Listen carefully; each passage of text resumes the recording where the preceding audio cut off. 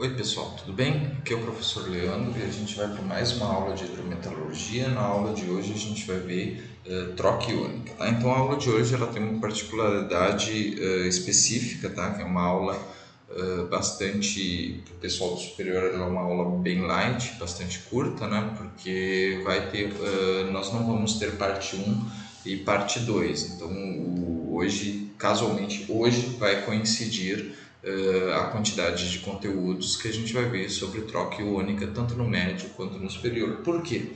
Porque aqui a gente vai ver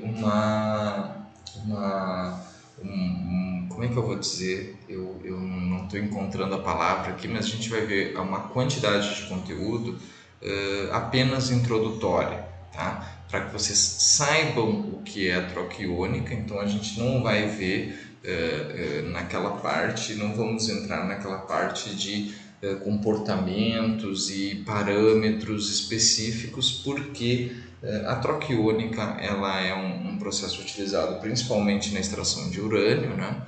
E nós não fazemos, não existe operações de troca iônica no Brasil. Entretanto, está no nosso inventário e também é um método de concentração e purificação relevante. Então é importante que a gente conheça um pouco disso, né? Como que é, porque vocês não podem ficar absolutamente ignorantes acerca desse conteúdo, tá? Uma vez que nas ementas aí das disciplinas de hidrometalurgia pelos cursos no Brasil se vê troca iônica, tá?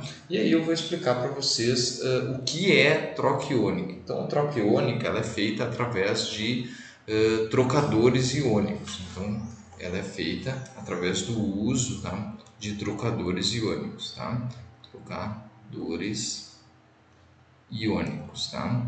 Esses trocadores iônicos, tá? Eles podem trocar íons, eles podem trocar, deixa eu escrever aqui que iônicos, tá? Eles podem trocar ânions, tá?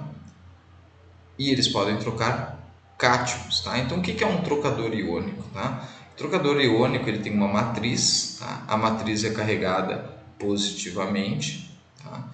Então quando essa matriz é carregada positivamente, ela troca íons negativos, tá? Matrizes que trocam íons negativos são chamadas de matrizes aniônicas. Matrizes que trocam íons positivos são chamadas de matrizes catiônicas. Catiônicas, tá? Então, eu não sei se tem esse acento aqui, agora eu acho que não tem, talvez nem esse aniônicas tem, mas eu vou deixar aqui porque eu tenho quase certeza que esse aniônicas tem, tá? Então, matrizes aniônicas trocam ânions, matrizes catiônicas trocam cátions, tá? Se a gente olhar para a matriz, tá? Então, se a gente olhar para a matriz, a gente vai ter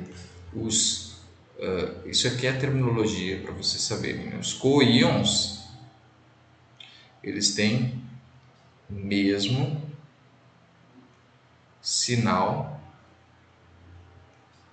da matriz.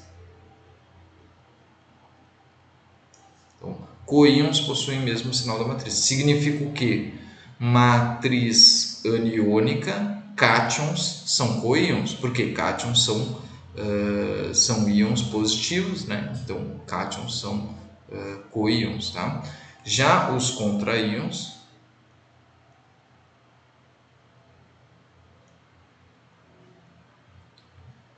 são íons de sinal oposto ao da matriz. Tá? Então, por que isso é importante ou relevante? Tá? Então, vamos pegar aqui, eu vou passar aqui um pouquinho algumas páginas da minha colinha. Tá? Vamos pegar o caso específico do mais comum do urânio. Tá?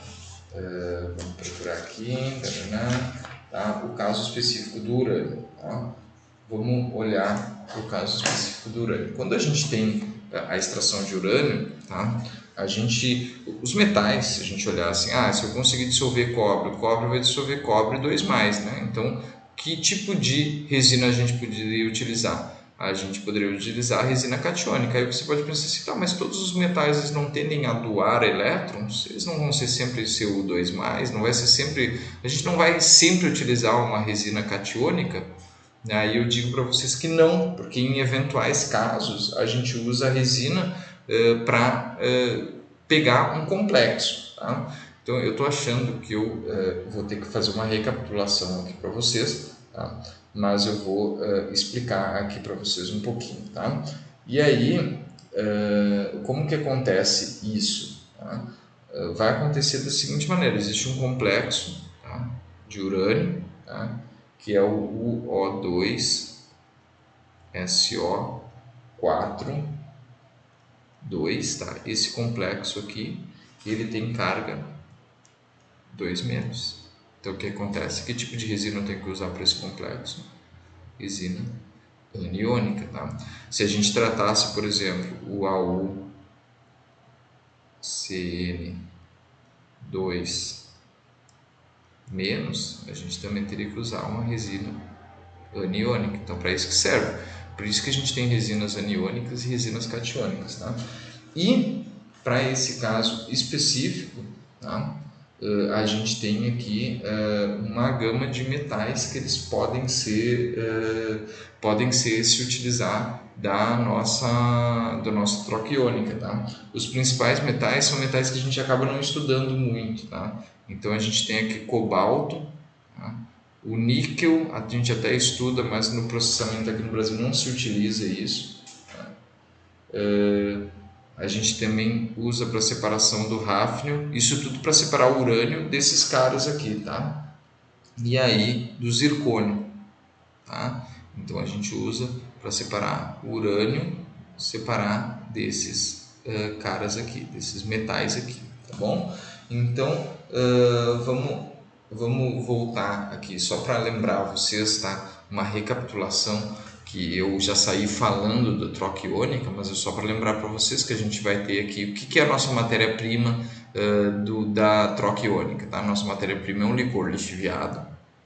Então a gente tem uma solução, tá, com, vamos manter aqui, urânio, tá, íons urânio dissolvido, tá, dessa maneira aqui. Tá?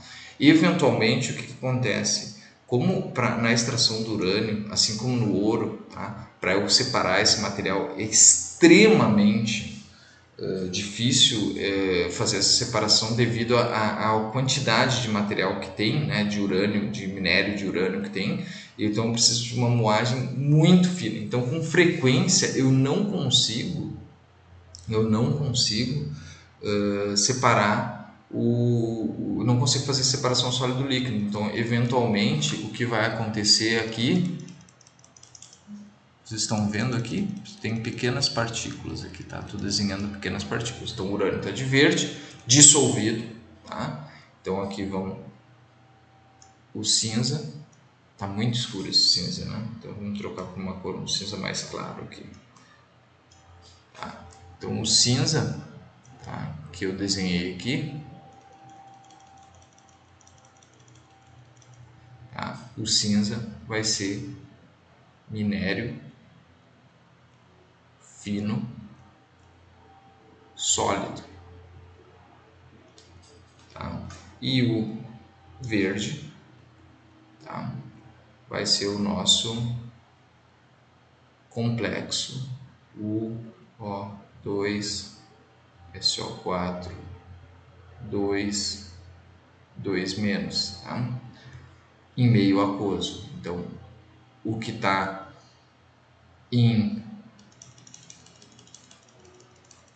verde está em meio aquoso, o que está em cinza está em meio sólido. Então o verde eu não enxergo, tá como se fosse um líquido, tá? Dentro do líquido, no caso, né? Dissolvido no líquido, enquanto o cinza está sólido, tá? Então eu não consigo fazer a separação sólido-líquido com eficiência, então eu sempre carrego um pouco de sólido. Então nossos processos aqui, que vocês estão vendo nessas figurinhas aqui, eu vou explicar em breve, é feito dessa maneira. Então só para recapitular, O que a gente está fazendo aqui? A gente está pegando uma solução que está dessa maneira aqui, tá? E passando por um trocador iônico. Tá? Já vou explicar o que é um trocador iônico, tá? Como que eles são, tá? Como que eles eram quando foi concebido o método e como eles são hoje. Tá? Não vou entrar em grandes detalhes, mas a gente vai explicar aqui o que é um trocador iônico. Tá? E aí, aqui nesse momento, antes de fazer essa introdução, que eu deveria ter feito primeiro, tá? Mas eu acabei entrando direto já na troca iônica, mas é sempre bom recapitular aqui que a gente está tratando uma solução lixiviada que deveria ter só líquido, ter passado por uma separação sólido-líquido, mas nesse caso específico a gente não consegue fazer isso devido ao grau de moagem que a gente tem que impor. Tá? Então o que a gente vai tratar? A gente vai tratar soluções com percentual de sólidos nesse processo aqui e soluções turvas, que são soluções só com percentual de sólidos pequeno, que é aquele material que a gente não conseguiu filtrar, tá? Nesse processo aqui, que é até me esqueci o nome agora, aqui é a troca iônica em colunas de troca iônica, tá? E aqui esse é um método de resina em polpa que eu vou explicar daqui a pouquinho para vocês, tá? Então, desculpa. O que é um trocador iônico? O trocador iônico ele vai retirar os meus íons do líquido. Tá? Então eu vou fazer a remoção dos íons para o líquido. Tá? E aí depois, evidentemente, vai ter uma etapa de evolução que eu vou compor uma nova solução, dessa vez com um líquido puro e com maior concentração. Tá? E qual que é o mecanismo disso? Eu vou usar uma resina, essa resina pode ser aniônica, quando ela troca ânions, tá? E ela pode ser também catiônica, quando ela troca cátions. Tá? Então, isso aqui, primeiro recapitulando como a gente estava, tá? E depois recapitulando o que a gente vai fazer. Tá? Então, agora que a gente aprendeu onde estávamos antes, o que a gente vai fazer, eu vou falar um pouquinho de como a gente vai fazer. Tá bom? Então, a aula de hoje ela vai se basear nisso, entendeu? Aqui vocês entenderam o que a gente vai fazer e agora a gente vai para o como a gente vai fazer, mas antes a gente ainda vai falar um pouquinho desses trocadores iônicos, o que eram eles e o que são eles atualmente. Tá? Então, o trocador iônico, antigamente, ele podia ser, deixa eu ver aqui na minha colinha, ele podia ser um alumínio silicato. Tá? E aí esse alumínio silicato, tá? Ele tinha, como é que eu vou dizer? Ele tinha íons livres, tá? Então, eu acho que eu vou escrever isso aqui, né? Então, a gente tem aqui quem são os trocadores, né? Os trocadores, tá? Quem são eles? Tá? Eles antigamente, tá? Começou utilizando alumínio silicatos,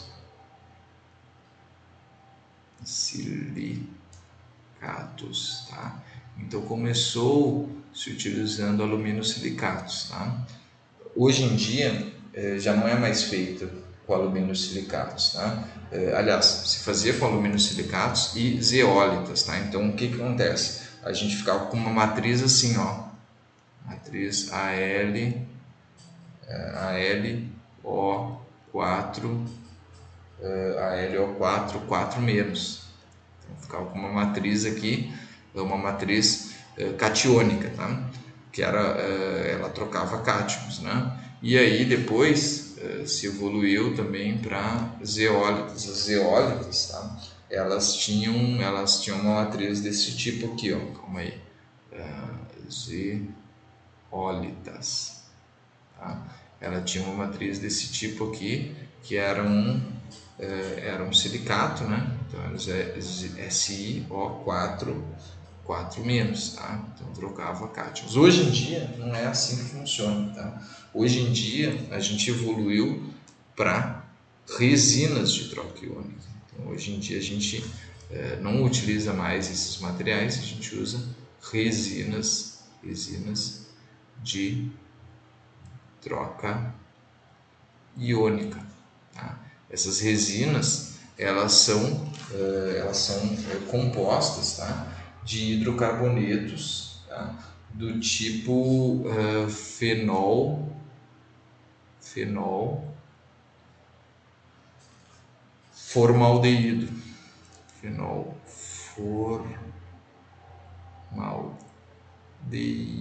Então são carbonetos cheios de cadeias cíclicas, né? Então cheio de fenóis, tá?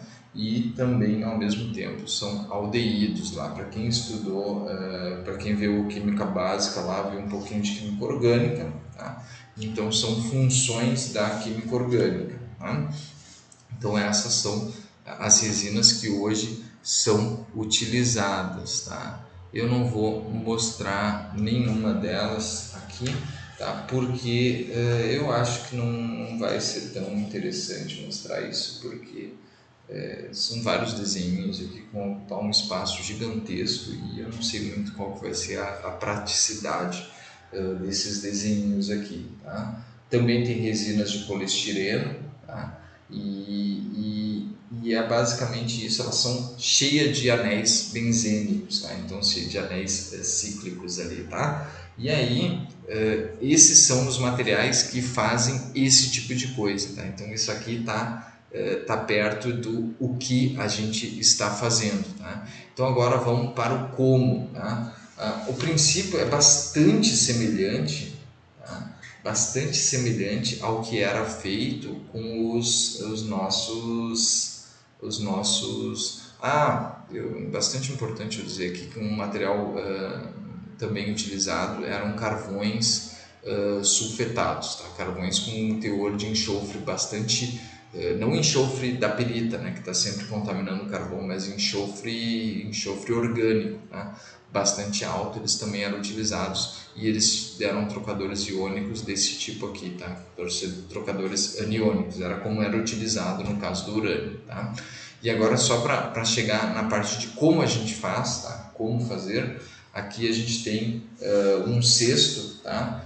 Do processo. Eu vou trocar a cor aqui, vamos para o laranja, tá?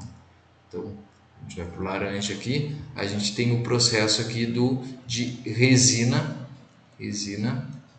em polpa, tá? Em inglês, né, a sigla é Resin in Pulp, tá? Então aqui é RIP a sigla, tá? Então, como que é o processo de resina em polpa, tá? O que acontece? Vocês estão vendo a foto aqui? A foto é o que? É um monte de tanque, tá? E esses tanques têm o que? Eles estão carregados pela polpa, essa polpa aqui que eu falei para vocês, mostrei para vocês no início, tá? Dentro dessa polpa, tá? Ele fica girando e mergulhando e subindo, um cesto cheio de resina, tá? Então esse cesto aqui ele tem uma grade, ele é coberto por uma grade, tá? Ele tem uma estrutura metálica aqui, como vocês estão vendo, e ele é coberto por uma grade. Na realidade é uma tela de peneira aqui, bem fina, tá? Vamos ver se eu acho aqui, com abertura de 0,6 milímetros, tá? Onde o que acontece? A minha polpa entra aqui dentro, mas a minha resina não sai, entendeu? Por quê? Porque a minha resina tá grosseira, mais grosseira que 0,6 milímetros, tá? Então o que acontece? Qual que é a ideia aqui? Eu carrego esse cesto de resina, tá? Resina grosseira, tá? Então a resina não sai do cesto, não consegue escapar do cesto, tá? Que resinas? Os fenol formaldeído ou os poliestirenos, tá? Que tem trocadores iônicos aqui, desse tipo aqui, especialmente no caso do urânio, tá? Trocadores aniônicos, tá? Então eu vou mergulhar esse cesto cheio de resina dentro da água, dentro do meu material aqui, no caso a minha polpa, né, que é rica em minério, tem minério sólido, tem urânio dissolvido, e o que acontece? Esse sucessivo mergulho e retirada faz com que eu carregue a minha resina, tá? Então tem uma etapa inicial de carregamento, né? Então carregamento, e depois tem uma etapa de lavagem. Então todo o processo tem uma etapa de carregamento e lavagem, tá? E aí depois finaliza com uma etapa de eluição, tá? Então qual que é a ideia? Carregamento, eu vou migrar os íons da solução para a resina, tá? Depois, na etapa de lavagem, qual que é a função da etapa de lavagem? Tirar o minério fino, sólido, da superfície do meu material, né? Porque nesse ciclo de mergulha e retira do tanque, tá? Que vocês estão vendo aqui, uma batelada, são vários tanques, um do lado do outro, e aqui está esse eixo aqui que faz essa, como é que eu vou dizer? Esse movimento de para cima e para baixo aqui do material, que faz com que haja contato entre a nossa polpa e a nossa resina várias vezes, tá? Por quê? Porque eu tenho que ter qual que é a ideia disso aqui, tá? Por que eu simplesmente não mergulho e deixo um tempão ali? Porque o que acontece? Eu preciso promover uma certa turbulência. Para quê? Para promover o contato entre os íons e a nossa matriz, né? Então, para promover essa turbulência, nada melhor do que eu fazer com que isso ocorra de forma cíclica, né? E aí o que acontece? Cada vez que eu mergulhar, eu vou promover uma turbulência, então eu vou promover um maior contato entre os íons e a minha resina. Tá? E aí depois a etapa de lavagem é uma etapa onde eu vou fazer com que a água passe pelo meu leito de resina para retirar um eventual sólido que ficou aprisionado dentro do meu cesto. Tá? E aí a etapa de eluição é quando eu vou reaver o meu metal. Tá? Lembrem que a ideia aqui é colocar o metal na resina e depois devolver ele para o meio aquoso de uma forma que ele esteja numa maior pureza e maior concentração. Tá? Por isso a gente está estudando etapas de purificação e concentração, tá bom? E aí, por fim, a nossa última etapa aqui, a gente já vê aqui um equipamento que é uma coluna, tá? Um diagrama de um equipamento, então é uma coluna, tá? Com vários setores. Então aqui tem anteparos que são resinas, tá? Então aqui tem um cesto cheio de resina, outro cesto cheio de resina, só que eles estão empilhados. O que acontece? A resina, o pregnant aqui em inglês é grávido, né? Grávida no caso, né? Então a resina grávida, que significa, desculpa, o licor lixiviado rico em metal, né? Ele é chamado de licor grávido, como se fosse, tá? Então, o licor lixiviado rico em metal, ele vai ser carregado na parte inferior da nossa coluna, colunas semelhantes àquelas que a gente viu lá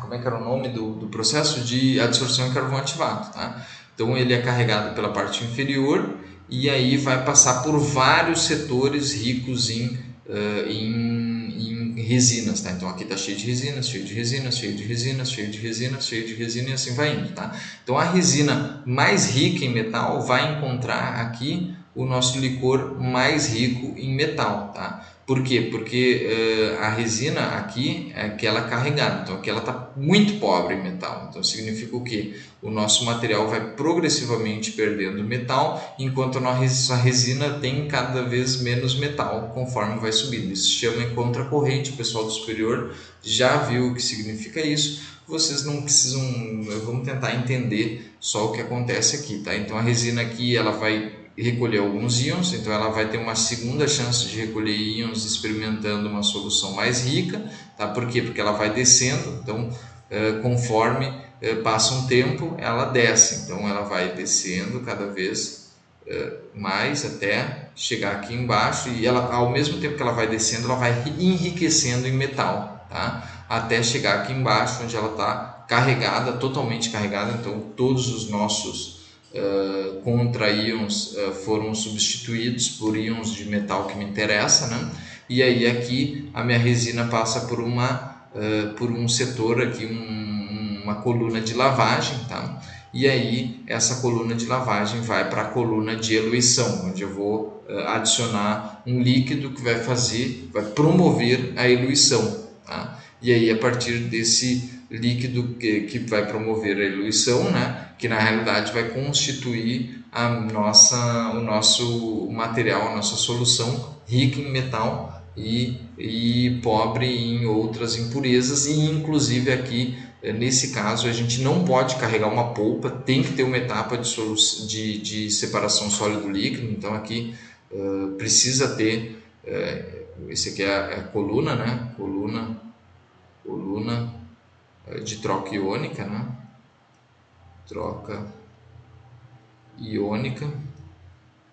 Então a gente precisa aqui, ó, na coluna de troca iônica, tá? Precisa ter uma separação sólido-líquido.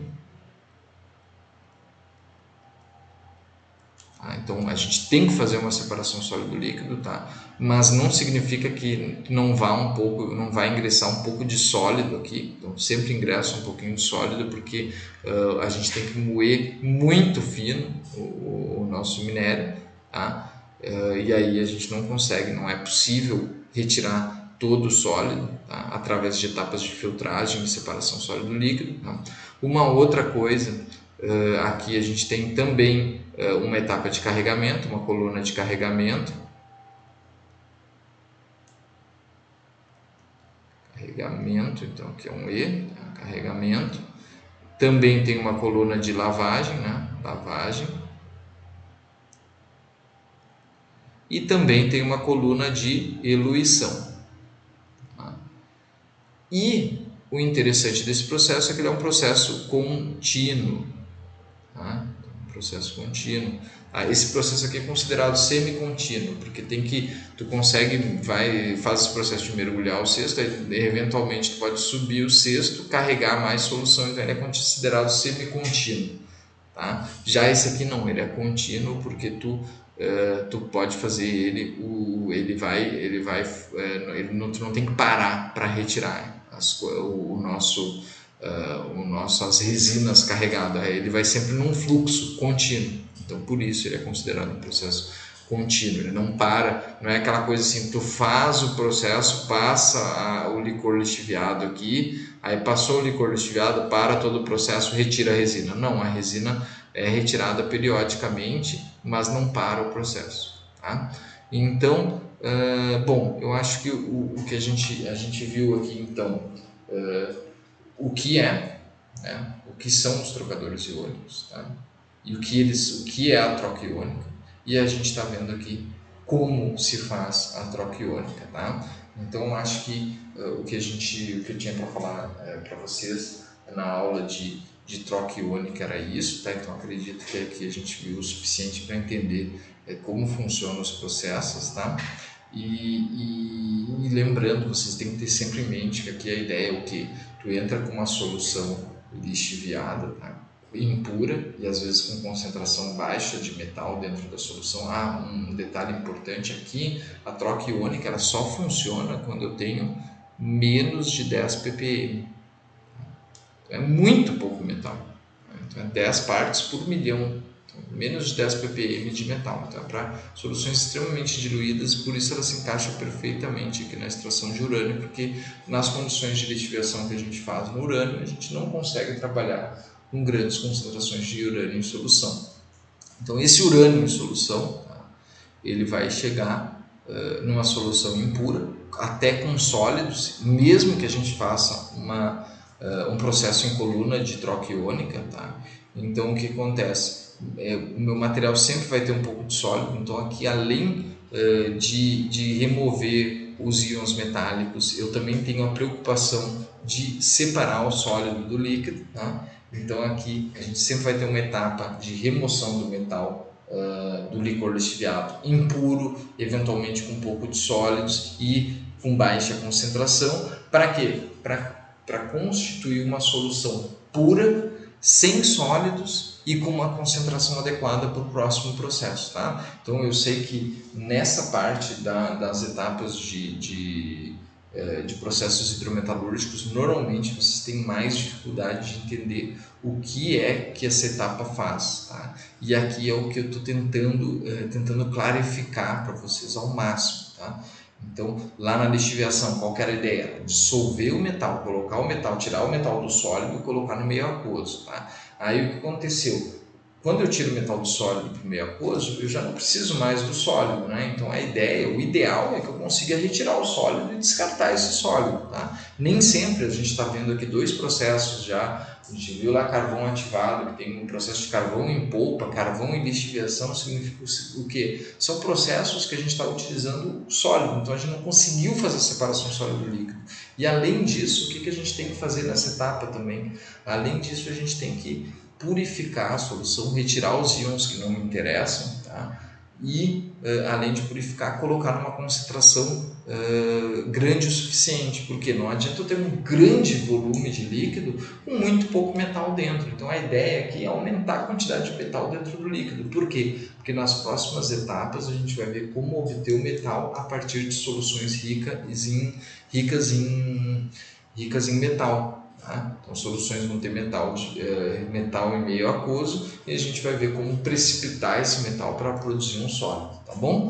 Então, aqui é só para recapitular novamente o que a gente está tratando e o que a gente quer obter com esse tratamento, tá bom?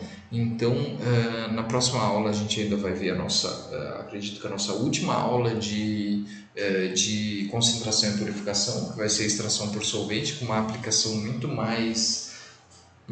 como que eu posso dizer, muito mais ampla, tá? Então a gente tem aplicação em diversos metais, a extração por solvente, tá? E aí a gente vai finalizar vendo precipitação, finalizar a nossa disciplina acredito que com 3 aulas, essa aqui é a 8ª aula, se não me engano, a gente tem mais uma aula de, de, eh, de concentração e purificação, e aí a gente vai para nossas 3 aulas de precipitação, tá bom? Então eu acredito que a aula de hoje conseguiu dar uma visão geral do que é a extração, aliás, a troca iônica, tá? E aí na próxima aula a gente vai estudar, a gente vai se dedicar a estudar a extração por solvente e depois a gente se encaminha para a parte final do curso, que é a precipitação, tá bom? Então agradeço de todos a atenção, tá? E se vocês tiverem dúvidas, não esqueçam de me procurar, tá? Porque eu sei que essa parte causa bastante dúvida, tá? Então vocês podem me procurar, não hesitem em me procurar, tá? Pelos canais que nós tivermos, tá? Então, de qualquer maneira que você conseguir entrar em contato, eu estou à disposição para te atender, tá bom? Então agradeço muito a atenção de vocês, tá? Todos que assistiram até aqui, e eu acho que por hoje era isso, então até a próxima e tchau, tchau, até!